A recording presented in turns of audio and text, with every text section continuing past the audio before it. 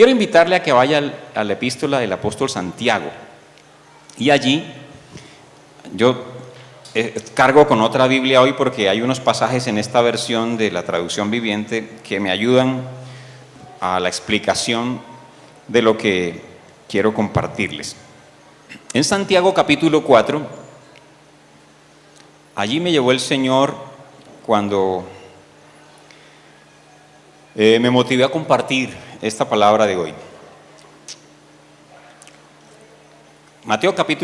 Santiago capítulo 4, versículo 13 al 16. Amén. Cuando todos lo tengan me dicen amén.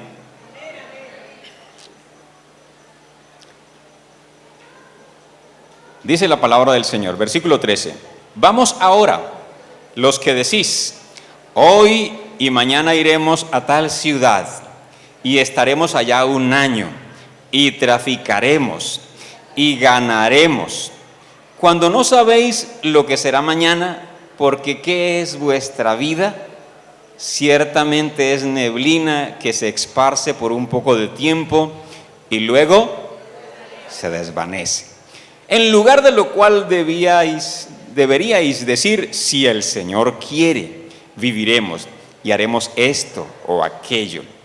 Pero ahora os jactáis en vuestras soberbias. Toda jactancia semejante es mala. Papá Dios, yo te quiero pedir que en esta mañana nos bendigas con tu palabra como tú lo sabes hacer, a través de la presencia de tu Espíritu Santo que se derrama en este lugar, que se ha derramado y que se seguirá avivando en medio de nosotros. Gracias por permitirnos meditar en tu palabra para extraer el alimento que necesitamos para el día a día, para el año que termina y también para el año que ha de comenzar en los próximos días. Señor, gracias por darme la oportunidad de compartir tu palabra hoy y que no sea la palabra del hombre, que no sea la sabiduría humana, que no sea el conocimiento del hombre, sino que sea la presencia de tu Espíritu Santo, quien use con poder tu bendita palabra, tu misma palabra, para que nosotros seamos edificados, para que nosotros seamos nutridos en la fe, en todo lo que tú tienes de tu palabra, que es pan de vida, porque no solo de pan vivirá el hombre, sino de toda palabra que sale de tu boca. Y nos vamos a detener en esos pasajes que tú me has indicado, y yo quiero que a través de tu palabra edifiques a tu pueblo, desde el más nuevito que está aquí hasta aquel que ya lleva muchos años en tu camino, Señor. Gracias por permitirnos hoy de nuevo sentarnos a tus pies, Jesús, para aprender, ya que tú eres el gran maestro, Señor. En el nombre de Jesucristo. Amén. Bueno, este pasaje, como les decía, fue el inspirador inicial del tema de hoy. Y me detuve cuando estaba leyendo en mi meditación en el versículo 14, porque ¿qué es vuestra vida? Hace la pregunta Santiago, porque ¿qué es vuestra vida? Y él mismo responde, ciertamente es neblina que se esparce por un poco de tiempo y luego se desvanece.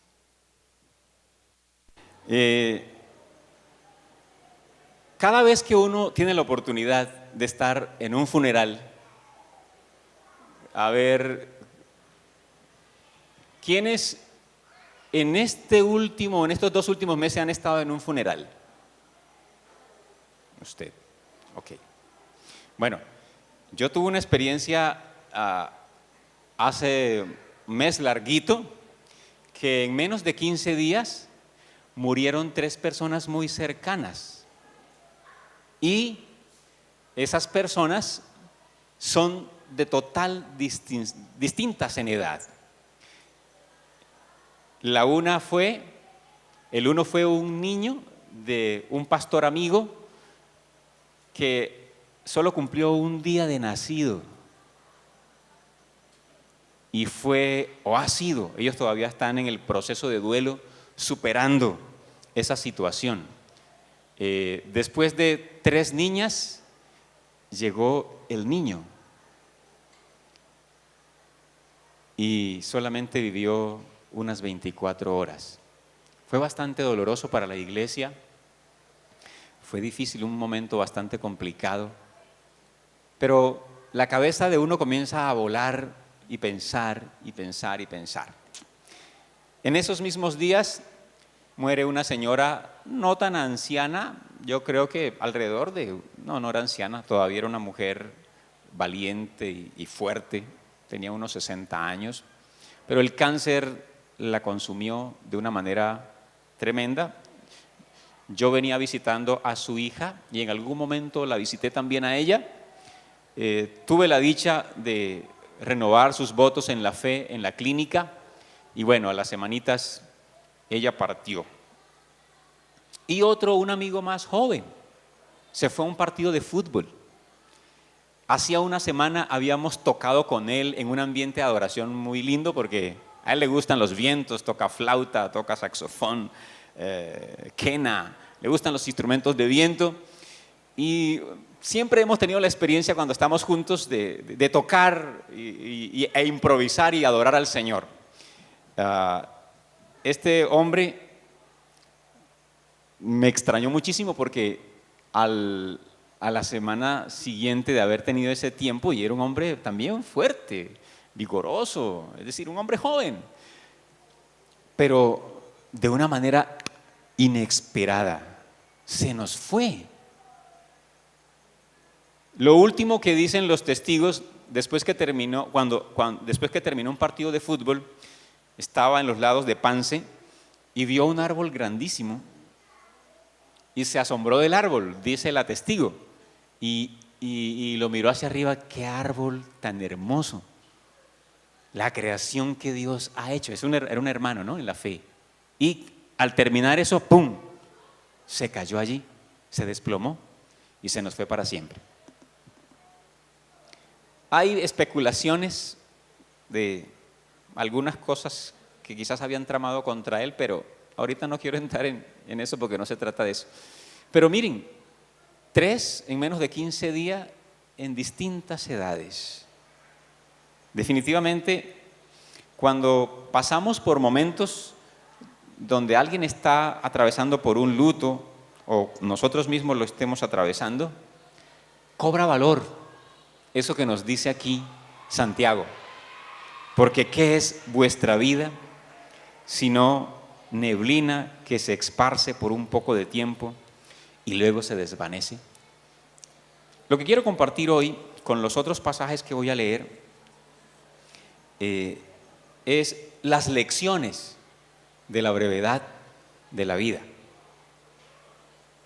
Nosotros entendemos a través de toda la Biblia que definitivamente la vida es muy breve, es demasiado breve, tanto que usa unas figuras, no solamente la de la neblina. Vamos a encontrar la Biblia cuando menciona la vida como la carne, refiriéndose a esa vida perecedera. El polvo también se refiere en términos de la vida.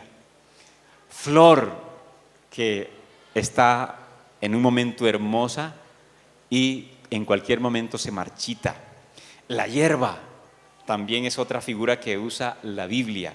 La sombra, un sueño, un pensamiento, la vanidad de la vida, la fragilidad. Todos estos términos que usa la palabra de Dios de una manera poética nos incrustan en esa realidad de nuestra vida terrenal, de nuestra condición humana mientras estamos aquí, la brevedad de la vida. Pero hay un pasaje que yo redescubrí pues leyendo otra versión. Esa es una de las cosas bonitas cuando usted no solamente se lee una sola versión de la Biblia. El buen estudiante de la Biblia tiene más de una versión que le gusta estudiar y consultar, porque ese lenguaje de otros traductores nos ayudan a enriquecer el entendimiento de la palabra de Dios. Nosotros tenemos la Biblia Reina y Valera, que todos sabemos que es un lenguaje, la última traducción o la última actualización creo que fue en el 95, bueno, hubo también otra en el 2000, Pero regularmente la que nosotros manejamos es de ese español un poquito de años atrás. Entonces es importante que podamos tener varias versiones. Y voy a permitirme leer cuando ya llegue en ese momento. Voy a leer los otros 3 pasajes que están en los Salmos, porque los Salmos, como parte de los libros sapienciales de la Biblia, encontramos una sabiduría, pero impresionante, en relación con los asuntos de la vida. Y hay otro pasaje que quiero que leamos, que está en el capítulo 39 del libro de los Salmos. Yo voy a leer primero todos los pasajes y luego voy a acercarme a esas lecciones que quiero puntualizar de la brevedad de la vida. 39, Salmo 39, capítulo 4, versículo 7. Amén. Muy bien, el Salmo 39, versículo 4 y 7, o hasta el 7 dice: hazme saber, Jehová, mi fin, y cuánta sea la medida de mis días. Sepa yo cuán frágil soy. He aquí, diste a mis días, ¿qué cosa? Término corto. Y mi edad es como nada delante de ti. Ciertamente es completa, ¿qué? Vanidad todo hombre que vive. Ciertamente como una, ¿qué? Como una sombra es el hombre. Ciertamente en vano se afana, amontonando riquezas, y no sabe quién las recogerá. Y ahora, Señor, ¿qué esperaré? Mi esperanza está en ti. Este es un pasaje de los Salmos que es muy pertinente a la reflexión de esta mañana. Nos enfatiza de muchas maneras en estos 4 versículos la brevedad de la vida, de nuestra vida terrenal. Voy a leer ahora el otro que está en el Salmo 103. Dice así: este ya incluye un elemento esperanzador ante esa realidad terrenal que nosotros estamos viviendo, y lo van a notar ustedes. Como el Padre se compadece de los hijos, ¿sí estamos allí? Salmo 103, versículo 13. Como el Padre se compadece de los hijos, se compadece Jehová de los que le temen, porque Él conoce nuestra condición. ¿Se acuerda de que somos? ¿Se acuerda de que somos? El hombre, ¿como la qué? Como la hierba son sus días. ¿Qué pasa?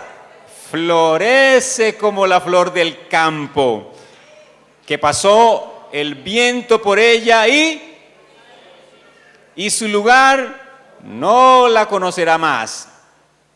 Mas la misericordia de Jehová es desde la eternidad hasta la eternidad sobre los que y su justicia sobre los hijos ¿de quién? Sí, nietos también allí. Sobre los que guardan su pacto y los que se acuerdan de sus mandamientos para ponerlos por obra. De nuevo, este salmo, además de insistir de que nuestra vida es muy breve, somos polvo, introduce ese otro elemento tan importante que es el que le da prácticamente sentido a la vida cuando nosotros nos acercamos a Dios. Porque esa experiencia de la conversión que cada creyente tiene, esa experiencia de conocer al Señor, le da un cambio rotundo al sentido de la vida que cada uno de nosotros llevamos. Y es en ese orden como el salmista habla de esa misericordia del Señor que es desde la eternidad hasta la eternidad para los que le temen, para los que guardan sus mandamientos. Muy bien, quiero leer finalmente el capítulo 90, que es casi todo el capítulo, pero voy a leerlo hasta el 18, que nos insiste de nuevo en el tema de hoy. es el que se le adjudica a Moisés. Salmo 90. ¿Todos allí? Vamos a leerlo. Dice así: Señor, tú nos has sido refugio, ¿de qué? De generación en generación. Ahora aquí se mete con la esencia de Dios, su naturaleza. Antes que naciesen los montes y formases la tierra y el mundo, desde el siglo y hasta el siglo, tú eres Dios. Aquí está hablando entonces de la eternidad. ¿De quién? De Dios. Aquí contesta a la pregunta de los muchachos cuando le dicen a usted, bueno, ¿y quién creó a Dios? Y la Biblia dice, no, nadie, Él siempre ha existido. Antes que naciesen los montes y formases la tierra y el mundo, desde el siglo y hasta el siglo, tú eres Dios. Seguimos, vuelves al hombre hasta ser quebrantado y dices, convertíos, hijos de los hombres, porque 1000 años delante de tus ojos son como el día de ayer que pasó y como una de las vigilias de la noche. ¿Cómo son los 1000 años delante de Dios? O sea, los 1000 años en el lenguaje cronológico de los hombres. 1000 años son como un día o como una fracción de la noche, que es las vigilias de la noche, las 4 vigilias de los judíos. Una fracción entonces era aproximadamente unas 4 horas. Versículo 5, o voy a volver a leer el 4. Porque 1000 años delante de tus ojos son como el día de ayer que pasó y como una de las vigilias de la noche. Los arrebatas como con torrente de aguas, son como sueño, como la hierba que crece en la mañana. En la mañana florece y crece y a la tarde es cortada y se seca. Porque con tu furor somos consumidos y con tu ira somos turbados. Pusiste nuestras maldades delante de ti, nuestros yerros a la luz de tu rostro, porque todos nuestros días declinan a causa de tu ira.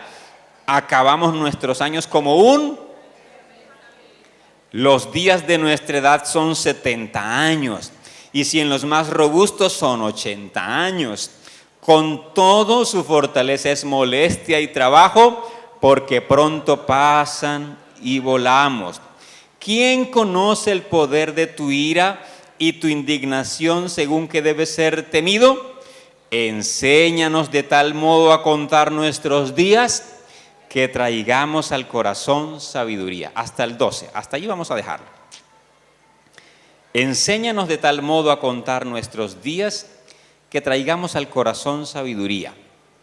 Cuando comienza el libro de Génesis, habla de un promedio de unos 120 años que Dios le permitió a la vida del hombre aquí en la tierra. Aquí, en este pasaje, que si entendemos el contexto histórico y viene de los tiempos de Moisés, si él fue quien lo escribió, entonces ya hubo otra etapa en donde dijo Dios, serán 70, serán unos 80. Eso está, digamos que ligeramente vigente porque los promedios de vida de la humanidad en estos tiempos se han ido aminorando, porque el hombre que camina lejos de Dios muere. Pero miren, los judíos, un buen judío apegado a su tradición, él dice, yo viviré hasta los 105 años. Es lo mínimo que un judío bien devoto le pide a Dios. De todas maneras, los años representan la limitación que Dios le puso a nuestra vida terrenal. En medio de la eternidad en la que Él vive y en la que Él mismo en su esencia es, 70, 80 o 100 son un fragmento definitivamente muy pequeño. Amén. Quiero leerles el versículo 12 en la versión de la traducción viviente. Si alguno la tiene, puede abrirla. Yo sé que ha sido también ya una versión muy popular. Pero definitivamente le rescata el verdadero sentido, ya consultando otros textos. Definitivamente esta versión le da el sentido más acertado de este versículo. El versículo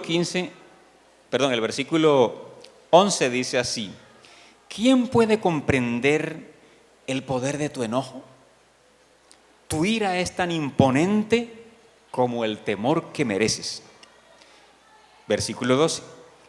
Enséñanos a entender la brevedad de la vida para que crezcamos en sabiduría. Lo leo otra vez. Enséñanos a entender la brevedad de la vida para que crezcamos en sabiduría. Entonces, cuando leí esta versión, ya entendía por qué Dios quería que yo leyera estos pasajes. Miren, si yo no digo más y hasta aquí cierro leyendo los 4 pasajes, yo me doy por bien servido porque estoy obedeciendo a Dios. Pero permítanme añadir unas cositas que es las que yo voy a decir resumidamente en relación a este versículo. ¿Cuáles son las lecciones entonces que hay y que debemos tener en cuenta en ese hecho de la brevedad de la vida? ¿Cuáles son las lecciones que no se nos pueden olvidar ni hoy ni nunca, que deben estar de manera permanente en nuestros corazones y que a veces se aviva un poco más cuando fallece un ser querido o alguien cercano? Ustedes cuando entran a la funeraria o a los funerales o antes de la sepultura de la persona que ha fallecido, esos rostros reflejan en su inmensa mayoría, no falta el que está saltando en una pata porque se le murió la suegra o porque se le murió, bueno, esas cosas así. Pero estamos hablando de que la mayoría de personas reflejan un rostro en donde hay reflexión, hay meditación. Y bueno, la primera lección que yo creo entender que nos permite concluir de estos 4 pasajes sobre la brevedad de la vida es para aprender que es necedad vivirla sin Dios.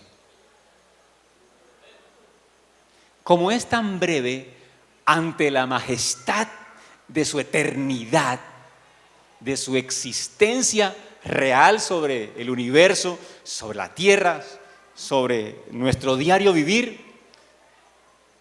Y cuando pensamos en los pocos años, nosotros no los podemos vivir sin Dios. Es una gran necedad. Porque si yo quiero ser sabio y entendido, si yo quiero aprovecharlos al máximo, tengo que conectarme con el dador de la vida. Tengo que conectarme con ese creador que hace posible que yo camine con el propósito que en verdad Él estableció para mí. Entonces, esa brevedad, saber que es un instante, saber que tengo que aprovecharlo bien, me conecta con que yo no puedo ser tan necio, yo no puedo ser tan testarudo, pensar de que yo puedo vivir sin Dios. Y la Biblia menciona muchas personas que intentaron vivir sin Dios, pero también murieron sin Él. Y de esas personas no se cuenta gran cosa, porque definitivamente vale la pena vivir la vida, así sean cortos los años que Dios nos dé aquí, vale la pena hacerlo cerca de Dios. cerca del autor de la vida, conectado con el Creador, agarrado bajo las instrucciones de aquel que nos inventó. Amén. Entonces, esa es la primera gran lección que yo encuentro. Aprender que es necedad vivirla sin Dios. La segunda gran lección es que nosotros debemos aprender que es soberbia gloriarse del día de mañana, como lo dice el apóstol Santiago. Y lo más interesante es que Santiago le escribe a creyentes. Algunos dicen que más bien de tradición judía, pero eran creyentes. Y si eran de tradición judía, pues la cosa era de más tiempo, traían una trayectoria del conocimiento de la palabra de Dios hace mucho rato. Pero a pesar de eso, él no se pone a decir, no, ustedes conocen la Torá, la Biblia, el Antiguo Testamento hace rato, ustedes saben que hay que siempre consultarle a Dios. Ustedes, no, él no se pone a pensar eso, es que él se da cuenta en esa congregación a la que le escribe que muchos están planeando el mañana sin consultarle a Dios, y eso es una gran soberbia. Y ahí es donde dice, porque ¿qué es vuestra vida? ¿Cómo se te ocurre comenzar a planear y pensar y organizar y tener? Porque ahora, yo hago un paréntesis, no está malo en planear, ¿cierto que no? No es malo planear. Al contrario, yo creo que esa es otra lección que también tenemos que aprender, porque son dos cosas distintas. Pero bueno, quedémonos en esta. Si nosotros queremos planear, trazarnos metas a corto, mediano y largo plazo, ahora que ya termina la segunda década del milenio, ahora arranca la tercera, yo creo que es importante. Pero si nosotros la hacemos distanciados de Dios, sin consultarle a Él su voluntad, qué es lo que Él quiere, le aseguro que se va a repetir la historia de otros de los que han hecho lo mismo. Fracasos, fracasar. No vamos a ver la bondad de Dios, como dice la palabra, en la tierra de los vivientes, porque usted se está buscando su propio camino, y el que quiere caminar en su propia senda, lo más seguro es que coseche eso mismo en ese caminar egocéntrico y que no le consulta a Dios. Entonces, Santiago está diciéndonos, hombre, siempre Dios mediante, si Dios quiere, si el Señor me acompaña, ¿cierto? Es indispensable. Yo no sé cuántos planes ya se haya trazado usted, o yo no sé en cuántos de los que ha fracasado quizás fue porque usted decidió ir por su propia cuenta. Yo tenía planeado venir a Medellín hace como unos 15 o más días, pero siempre le preguntaba, Señor, yo no quiero ir porque yo quiero ir. Yo quiero ir porque en realidad tú quieres que yo vaya. Y en el primer momento las cosas no se dieron, se me aparecieron otras situaciones que tenía que resolver y no pude. Y en esta ocasión le dije, Señor, de nuevo, ¿es el momento? Y bueno, Dios dijo que sí. Es más, escuché la voz de Dios que me dijo, vas a ir. Y yo dije, bueno, listo, ya. Me quedé tranquilo. Cualquier cosa, por muy pequeña que usted emprenda, siéntase seguro que es Dios quien va delante de usted. Que eso que usted está planeando es parte de lo que Dios tiene trazado para usted. Ahí está, no hay secreto. Porque si al final sucede alguna situación que no es tan agradable, usted le dice, Señor, igual estoy en tu voluntad. Porque tampoco vamos a decir, o sea, si Dios le dijo a Israel que iba a tomar la tierra prometida, ¿Acaso Él le prometió que no iba a haber desierto, que no iban a haber situaciones de conquista que enfrentar? No. Dios le ha podido incluso decir a usted, esa es su esposa, con ella es, o ese es su esposo, con él es. Dios le ha podido decir en cuanto a sus planes, pero eso no quiere decir que no van a haber conflictos en el matrimonio. ¿O sí? ¿Ah? ¿No? Sencillamente, aunque estemos en medio de la voluntad de Dios y de la confirmación que Él nos ha dado ante lo que le hemos consultado, no debemos pretender creer que todo va a salir a las mil maravillas, porque lo importante es que usted haga lo que Dios le dijo que hiciera. Amén. Lo importante es que usted lleve a cabo lo que en verdad Dios puso en su corazón. Y allí aprovecho para hacer un paréntesis en una discusión que hubo en el cuerpo pastoral en estos días.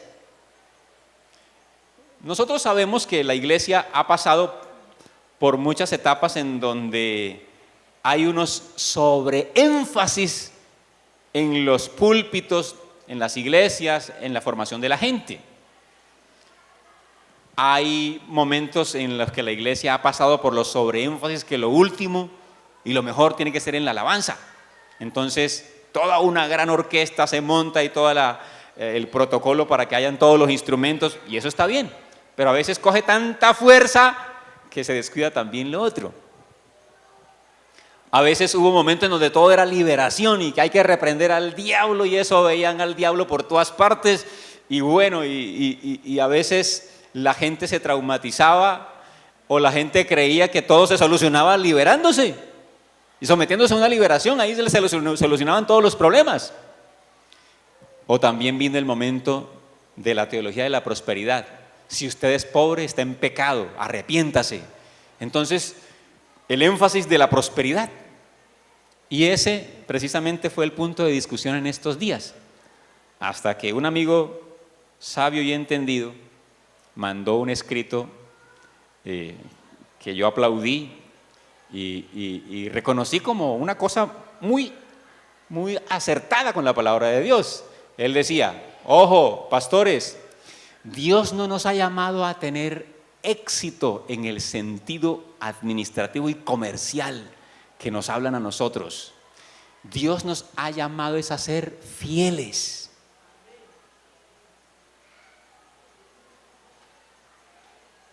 Si usted corre alocadamente por el éxito, que todo lo quiere lograr, todo lo quiere alcanzar, la experiencia de alcanzar metas y metas y metas, y después el gran hombre o mujer exitosa en las empresas, en el trabajo, en el estudio, en el ministerio. Pero en realidad, ¿eso fue lo que Dios nos llamó a hacer? Lo que Dios espera de nosotros es que seamos fieles. Lo demás viene por añadidura. ¿O dónde está el éxito de Isaías, que fue aserrado? ¿O dónde está el éxito de Juan el Bautista, que murió decapitado? Cuando nosotros pensamos en esos casos de hombres que fueron llamados y que fueron respaldados por Dios, y que a pesar de lo que finalizó con su vida o las situaciones difíciles que vivieron, pero fueron hombres fieles a Dios, en ese sentido, si quieren, ese es el éxito según Dios. Entonces, entendiendo esto, nosotros no podemos pensar el mañana. Cuando pensamos en la brevedad de la vida, tenemos que aprender que es una soberbia gloriarnos del día de mañana. Los planes que hagamos, coloquémoselo al Señor. José había tenido unos sueños donde él sería superior a sus hermanos. ¿Se acuerdan? Pero ¿cuál fue el camino? Envidia, intentos de homicidio, lo vendieron y luego todo el camino de sus 17 años hasta sus 30 años. Pero Dios hizo su voluntad en él. Y Dios lo sacó en victoria y respaldó su fidelidad. Que Dios no le mostró en el sueño eso. No le mostró en el sueño ni la envidia de sus hermanos, ni que lo iban a vender, ni que iba a vivir. No, eso no se lo mostró Dios en el sueño. Dios le mostró el propósito importante, que él sería un líder y salvaría a sus hermanos. Y eso fue lo que al final aconteció. Entonces, nosotros le pedimos a Dios confirmación. Y tranquilo, que si viene alguna situación difícil, Dios está con usted. Dios está con usted y le va a ayudar a superar todo lo que se pueda aparecer. Dios está con usted y lo va a guardar. La otra gran lección de la brevedad de la vida, para que aprendamos que no somos dueños, somos administradores. Cada segmento de la vida, cada tiempo que Él nos da, que es tan breve, mis hermanos, tenemos que administrarlo bien. ¿Cómo hace usted cuando va llegando la quincena o cuando ha estado bastante apretado? Coge esos pesitos y dice, uy, Dios mío, aquí solamente me alcanza para yo comprar, bueno, me tocará comprar 4 huevitos y 1 libra de arroz porque ya hay, no, pero usted se mide.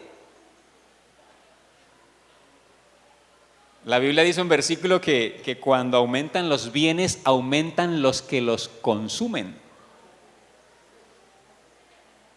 Pero cuando ya la cosa es un poquito menos, entonces usted tiene que precisarse bien cómo va a gastarlos.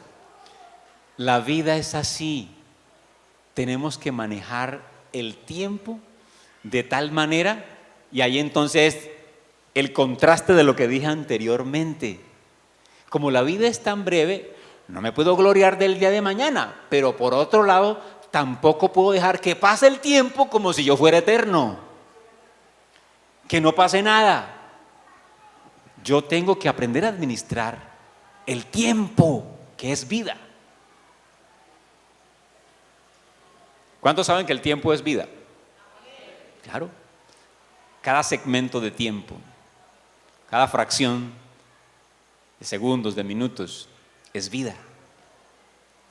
Y qué triste aquellos que pasa el tiempo y miran atrás y dicen, ¿cómo he perdido yo el tiempo? ¿Cómo he perdido yo el tiempo? No he sacado tiempo para servirle a Dios.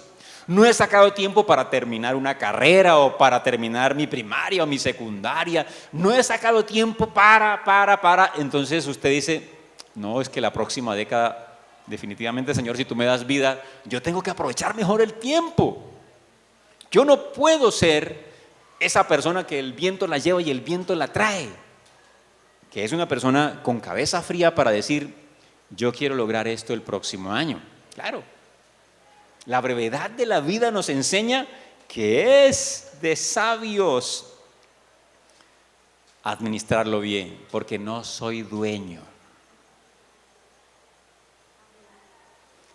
En el Nuevo Testamento dice que ya nosotros no vivimos para nosotros mismos, sino para aquel que nos llamó, para aquel que nos compró, para aquel que murió por nosotros.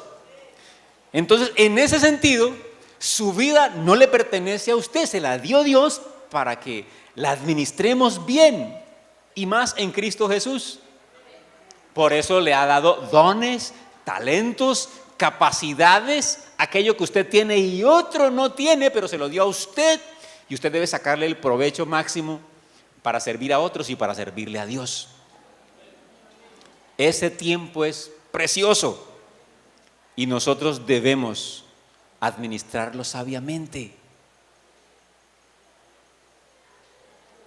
Hoy encontramos unas generaciones en todos los lugares del mundo, sobre todo en Latinoamérica, chicos que pierden mucho el tiempo. La vida es perder el tiempo. Qué difícil para decirles que aprovechen bien el tiempo. Qué difícil es motivarlos a que arranquen algo emprendedor, en lo que se sacrifiquen y vean su esfuerzo. Qué difícil.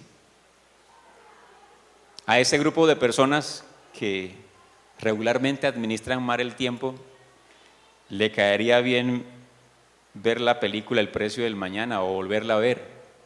¿Hay alguno que se la vio? ¿De verdad no hay ninguno que se la vio? En inglés dice in time, pero lo traducen en el español el precio del mañana, donde no existe el dinero. Todo se compra con tiempo. Todo se paga con tiempo. Le animo a que se la vea. Tiene una lección importantísima, especialmente en esto que tiene que...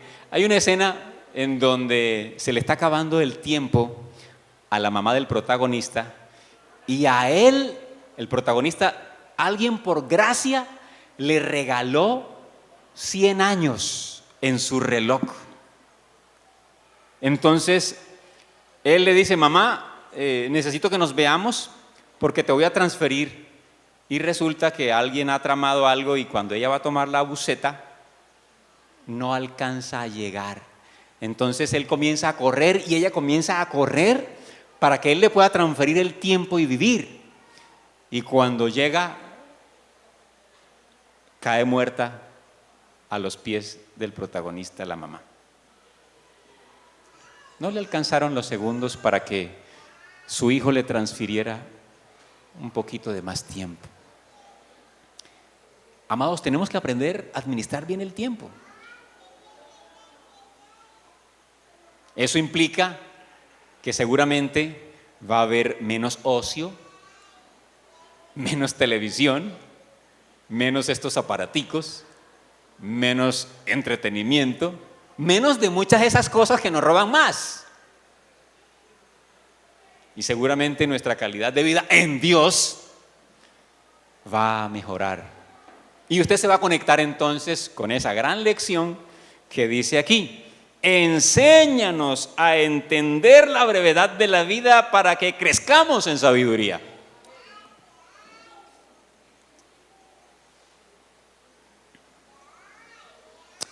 En cuarto lugar, para aprender que es valioso entonces cada segundo que Él nos da. Y finalmente, para aprender, esta me gustó mucho, porque tenemos una gran responsabilidad los que ya estamos quizás después de los 30, 40 y más.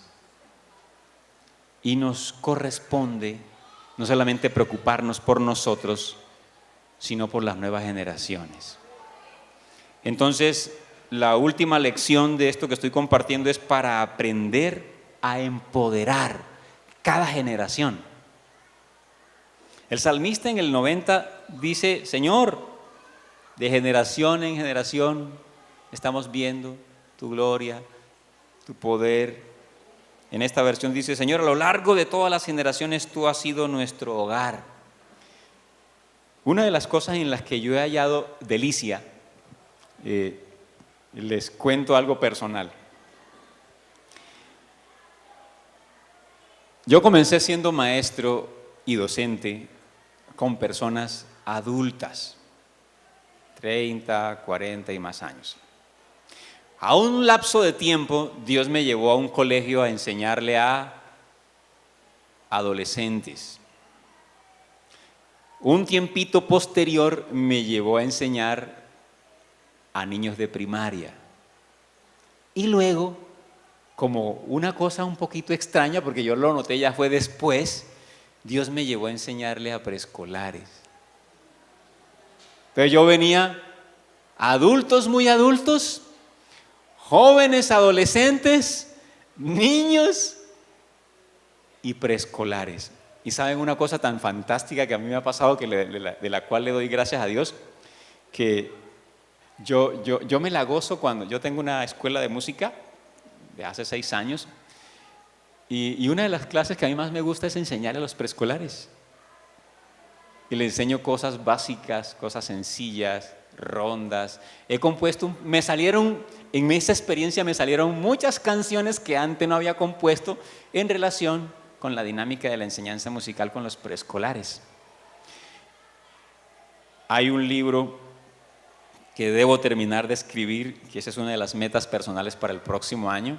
Y ahora más porque este mensaje es para mí.